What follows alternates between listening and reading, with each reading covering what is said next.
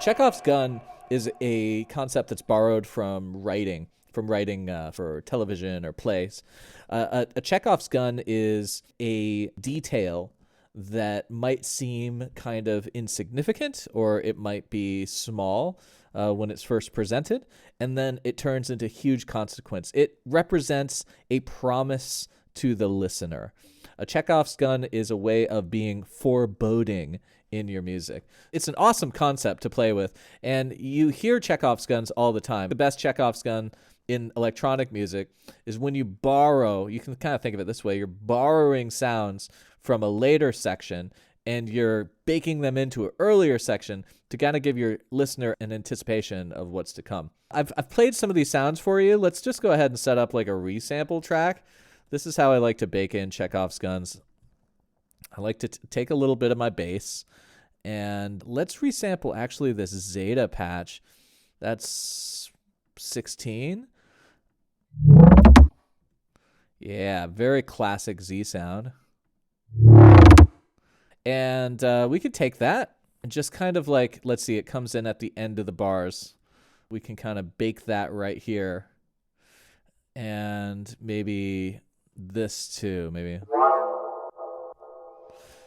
That's a fun sound. Let's do a little resample of that guy too. And I like to get these as resamples because there's really fun things that you can do with samples. You can reverse them.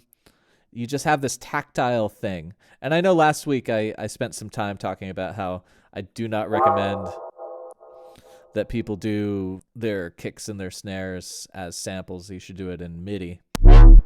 But in this case, samples, working on the timeline with samples versus MIDI does have its advantages. You have this tactile control over these sounds. All right, so here I have a couple of different samples that have been resampled here. And let's just hear what this guy sounds like. You hear how that kind of almost like, it sounds like something's going to happen, you know? Let's throw this guy right there on the... Yeah, little hint of what's to come. I really like that. Let's also get that level up. Let's get the multi-band dynamics on it and just up it. And while we're at it, we'll also put some more reverb on it, and I don't even care what kind. Let's just do a large dark space.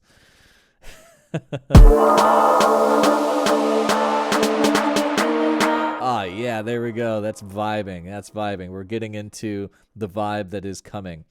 And let's do another resample track for this guy. And let's just see how it sounds. All right, so of course that has way too much bass. You really want to tease your listener if you're making bass music. You don't want to hit them with too much bass right off the top. The bass is like that is the moment you say yes. By the way, this is how to make perfect reverb. If you use Ableton's reverb, you can use any reverb for this recipe.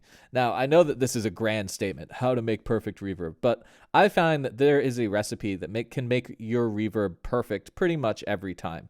So I want to put some reverb on this bass. I can barely hear that right now. Yeah, just nice long Skrillex reverb on this bass. But you know, it just kind of sounds kind of muddy and kind of bad. Like Ableton Reverb does not sound that good. But here's how to get the better sound out of it. What you want to do is put reverb into a group instead of using dry wet. In fact, I'd say never use dry wet with this reverb unless you're doing an effect where you really want it to sound like that. I'd say that 9 out of 10 times what you want to do is put it in a group, turn the wet all the way up. We'll call that verb. And then we'll have another chain right here called through. And the reason I do it like that is that this is parallel.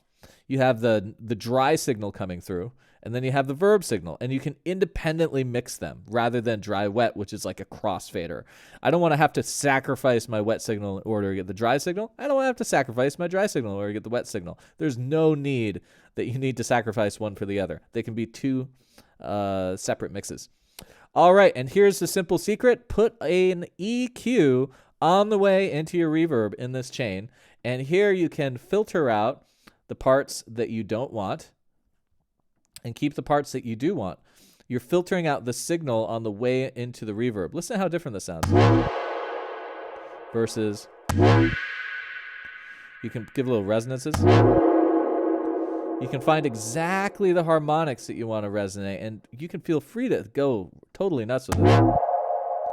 Oh, listen to that. Get kind of this resonant.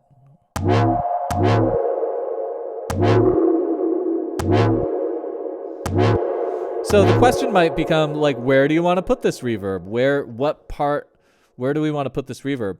And that sometimes depends on the mix, like what's not being used in the rest of the mix. Like, I don't really hear that.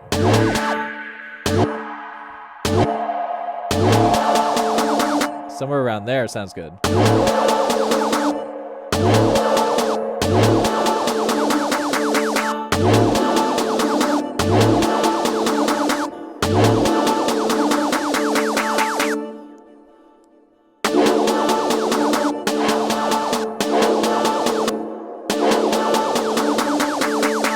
Oh, that's good. That's giving me a good idea too. I'm just gonna take this guy.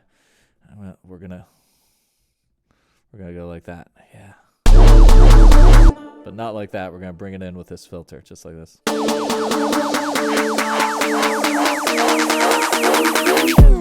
Ah, doesn't that give you a feeling like, this is gonna be a great dubstep drop coming? You can kind of feel it. Our brain, the chemicals in our brain just go off when we feel like we knew what was coming, and then we get that reward. We say yes, and all of a sudden oxytocin and serotonin and dopamine all rush to the brain. Interestingly enough, we also get a similar rush if the opposite of what we thought would happen happens. And this is all outlined in the book, This Is Your Brain on Music. That's a pretty good one. In there it says, basically, our brains like these two extremes, counterintuitively. We like to think we know what's going to happen and to have that thing happen. Or we like to be really surprised. We like the build up that says, you're going here, you're going on, and then it's techno, but you thought it would be dubstep. Oh my gosh, brilliant. What we don't like, what our brains do not like, is we do not like anything that falls in the middle. Isn't that interesting? If we build up and we have this anticipation and it's not what you expected, but it's not what you expected, if it's not truly surprising or truly a representation of the seed that you planted, it's just a fulfillment of an idea that I planted, we like that. But if you have a build up and then it gets there and it's like, I didn't see this coming, but I also did not see it coming. It's just kind of somewhere in between. You can kind of imagine that, right? It's just kind of a letdown. So that is something I think that's really helped my music, realizing that our brains really love those extremes. Oh wow, the chat room is popping, and I haven't even been reading what you guys are saying. Yeah, used a lot in Breaking Bad. Former film student confirming what was mentioned in every writing class. That's so validating. That's so great.